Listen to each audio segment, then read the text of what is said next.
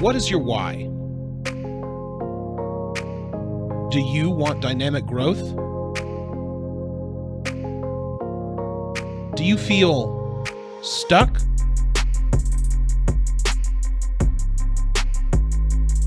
It's time to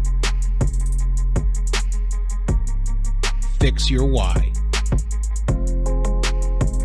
Hey there, my friends. I'm Billy Ryan, and you're joining me on the Fix Your Why podcast. Today, I'm excited to be with the CEO of the Country Network, Tommy Snyder.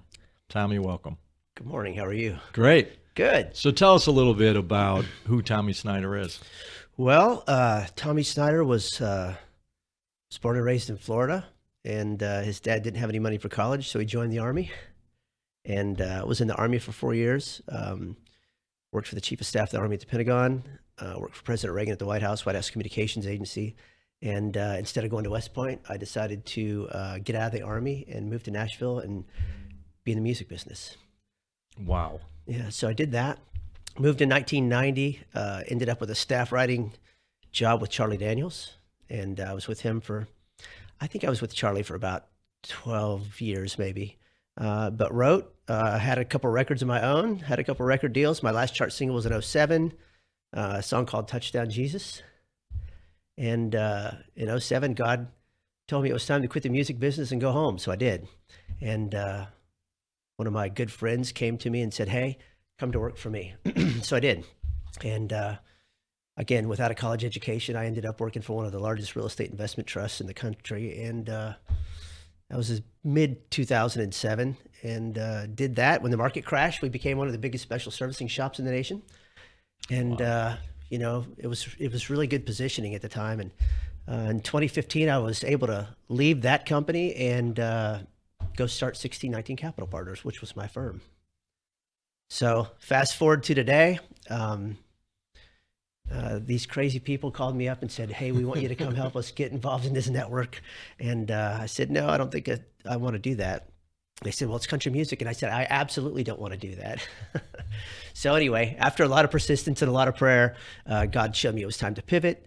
And I did, shut down the investment firm. And then we went all in on the network. So we're 8 months in now. I'm the CEO of the company. And for the first time, probably in 10 years, the company's actually generating revenue. And we have new shows. And there's a lot of exciting things going on, both here and in Nashville. So there's a lot to talk about and really to dive down on. And I don't want to get down any rabbit hole in the beginning of our of the podcast, but tell me a little bit about the pivot. And you made what sounds like a significant shift in your life, maybe reluctantly at first. Now that you're into it for a bit, are you feeling some alignment between your past experiences and what you're doing today? Yeah. So ironically enough, and when you talk about the pivot, I think the most important part for me is that I always replace the word risk with faith, right? And when you do it that way and you really believe in it, it really takes away a lot of the anxiety and worry that comes along with those kind of moves, So, I think today, ironically enough, everything that I've done from the time that I left home in high school until now has led me up to being in this position that I'm in now. Wow. And all the skills that I've learned are all applicable, including the music business, which I didn't think that I would ever be back in again. So let's talk about that for a minute, because that intrigues me. So you left the Army after a 4-year Right. stint and got into country music. Correct. Who was Tommy Snyder before the Army? I mean, you had to be a musician and Oh, yeah. maybe a band member, yeah?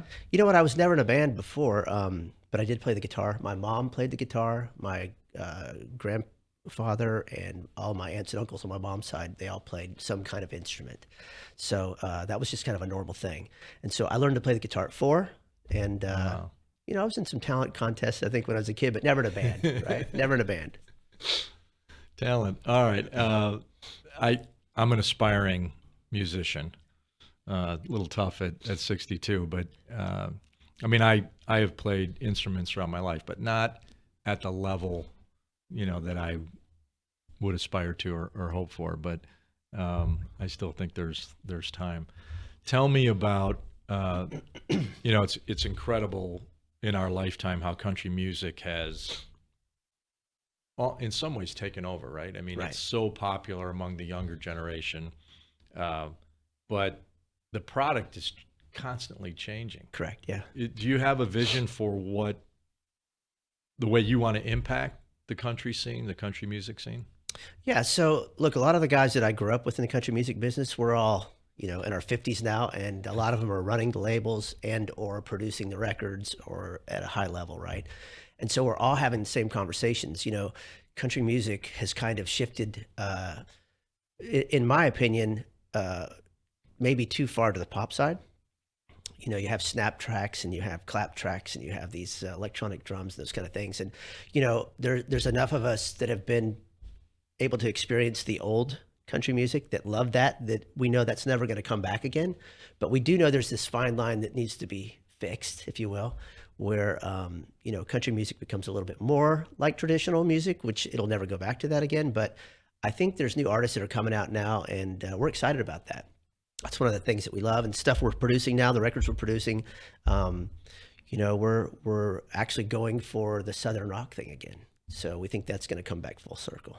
That's exciting. Yeah, I'm excited about it. I look forward to seeing how that Yeah, and for me, evolves. it's exciting because I was with Charlie Daniels for all those years, and that's, he is Southern rock, Yeah. right? Yeah, and what a sound. I mean, was very amazing. distinctive sound. Interesting stories. I love music, and I love songs that tell a story. I also love movies. It's the same thing happened, I think, about when I was in college. I was in college in the 80s, and rock, in the 70s, rock was just so powerful. It was so pervasive. But then, the disco era started to change the sound of music. Right. And then it was interesting with my kids as they were growing up, they really started to get back into some of the old rock music. Right. And, then Dave Matthews hits the scene and some other people that went back to that sound. Right. It'll be interesting to see if that happens in country music as well. As far as the network's concerned, talk to me a little bit about you as a leader. At your investment firm, were you leading a lot of people? Do you have more people at the Country Network? What does that look like? So, yes, we have a pretty good staff at the Country Network. I think comparing that to the investment world is kind of a difficult comparison. Yeah. And the reason I say that is because in the investment world, everything was black and white. There was an NOI on a building with a cap rate, and I was able to put a value on it, and we were able to go down the road, and everybody would agree on that, including the guy that was lending the money for the $24 million hotel, right? Super easy. With the network, it's a lot harder because, the product is the show, and we're not, if you look at television for what it really is, we're not really in the business of country music, although we are in the industry. For the network itself, we produce these shows so that we have advertising, right? And we have advertisers that are coming to the table and buying ads. And, a television network really operates that way. So I think that, as far as the economics of the network itself, it's so interesting because we're a national network, and we're not only over the air on antennas, but we're launching a whole new streaming platform. So, for example, on Roku, we've been on Roku, I think now for,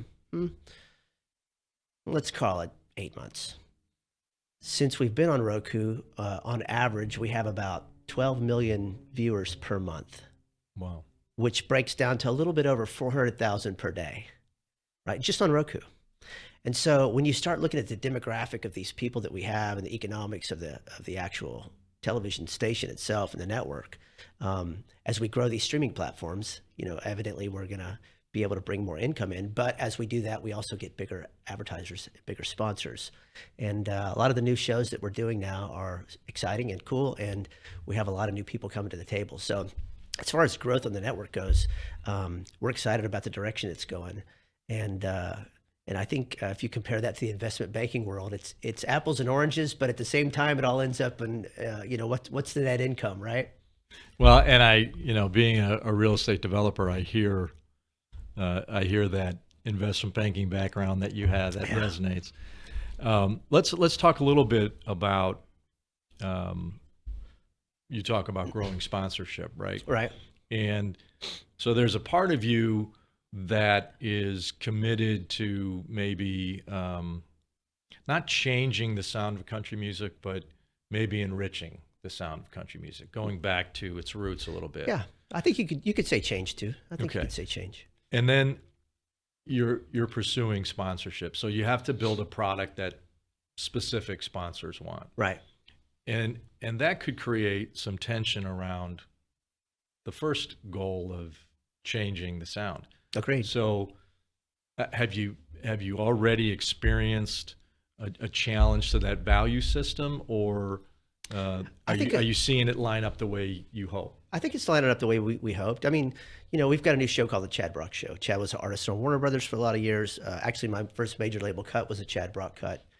And he's a good old boy from Florida like me, grew up 30 minutes down the road. And, on The Chad Brock Show, we have Hassel Cattle Company, for example, as a sponsor, and Fresh Chili Company is a sponsor. And, these guys are like-minded. They love the guests. They love the show. And what I'm finding is that, back to God again, the people that are walking in the door at the network and sitting down and having those conversations with us, they're all like-minded. Well, and I'm sure your leadership inspires people, sponsors alike, to want what you want, because you're bringing a vision. Right. People love to have a vision, right? They want to know when they do what they do every day, where is it going? Right. What does that end state look like? And is it something I want to be a part of? Right. And I love hearing that it's resonating with sponsors. It's how many companies have we seen through the years sacrifice their value system Absolutely. for money? Yep. And, music, I have a special place in my heart for any artist, because I do think a true artist has a calling that is bigger than them. Right. And they want to, I hope they respect that calling. You have a network that sounds like it has a calling. I believe so, yeah. You do. Yeah, I think so. And, so I support that. I love that. And I have a great staff too, by the way. You can't forget, it's not just the guy, talking to people here. Yeah. It's all the people that work for you too. And we have a great staff. We have great people that work for us, and they're very professional and very good at what they do. what's your greatest challenge for 2023? So we're kind of digging out of the well, coming back from where the company was, and we're doing a great job at it. We have all these new shows, and I think the biggest challenge for 2023 is going to be scaling. We're going to have to start bringing on new staff. We have all these new shows. We have a ton of editing to do, for example. We have a ton of production to do. So it's going to be scaling. And what's your near-term plan to deal with that and manage that? Yeah, we're already bringing folks on. Okay. So we've already committed to bring probably 4 more new people on. And with those new people come the ability to kind of cover what we're already doing, and then gives me the ability to go get out ahead of that and start increasing again.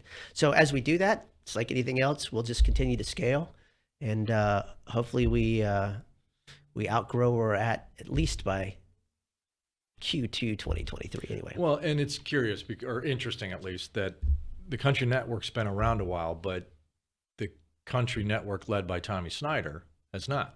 Right? Right. So when you're growing something in the early stages, scaling and growth is a little easier than later stages. But you had to unshackle yourself from where the brand was. So, Exactly.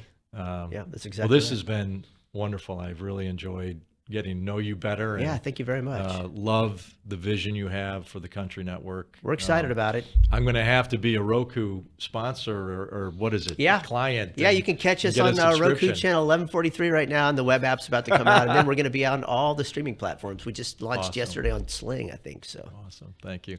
And thank all of you for being part of the Fix Your Why podcast. Until next time, I'm Billy Ryan.